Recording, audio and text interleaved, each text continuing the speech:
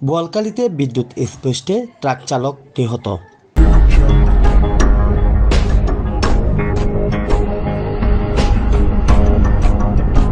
চট্টগ্রামের বোয়ালখালীতে শনিবার ৮ জুন ভোর ৫টায় বোয়ালখালী পৌরসভার পশ্চিম উন্নয়নী ৭ নম্বর ওয়ার্ডের শামসু চেয়ারম্যানের বাড়ির সংলগ্ন সড়কে মালামাল বোঝাই ট্রাক যাওয়ার সময় পল্লী বিদ্যুতের তারের সাথে লেগে এ ঘটনা ঘটে।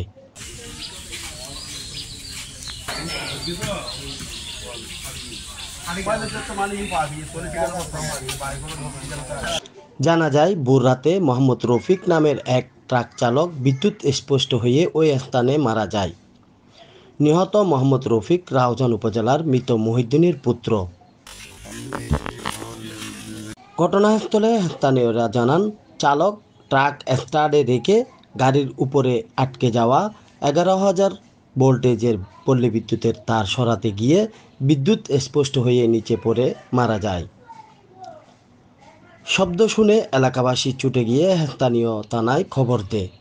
একটা ট্রাক আসে, ট্রাক আসার পরে তার এখানে বিদ্যুতের তার নিচে ছিল, নিচে থাকার কারণে ট্রাকের সাথে লাগে।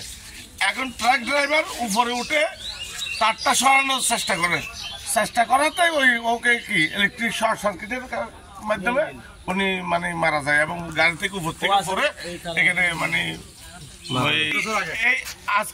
আজকে বেশ কিছুদিন আগে জালাল নামের একটা ছেলে, কারণ এই যে বিদ্যুতের কুটি লাগবে এখানে 4টা দিছে, 2টা, ওই 2টার কারণে তার ঝুলে আছে। অনেক সময় এখানে কি আরো বিপদ হওয়ার সম্ভাবনা আছে। এই তারগুলো কিছুদিন আগে জালাল নামের একজন লোক মারা গেছে, এখানে যেমন কি ফিলার লাগবে 4টা, বিদ্যুতের কুটি লাগবে 4টা, আছে 2টা, বাদ বাকি তারগুলো ঝুলে আছে কারণ কুটি না থাকার কারণে।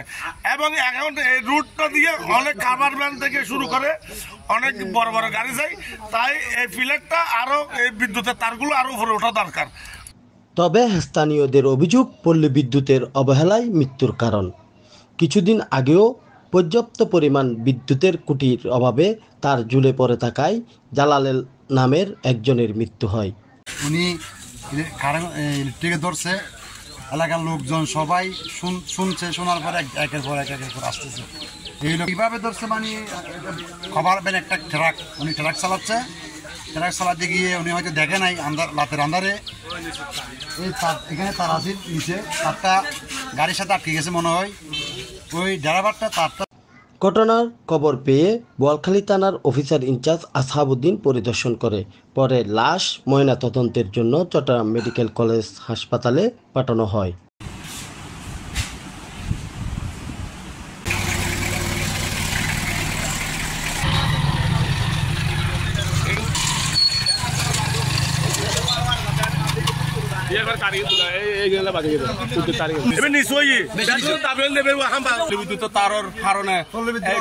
অবহেলার কারণে এই ট্রাক ড্রাইভার একজন মারা গেছে। এর আগে একজন মারা গেছে হামবার ওই বিলের বিস্কেনে, ওই তার নিচুতে মারা গেছে Jalaluddin. SB news 24 TV news desk, Chittagong.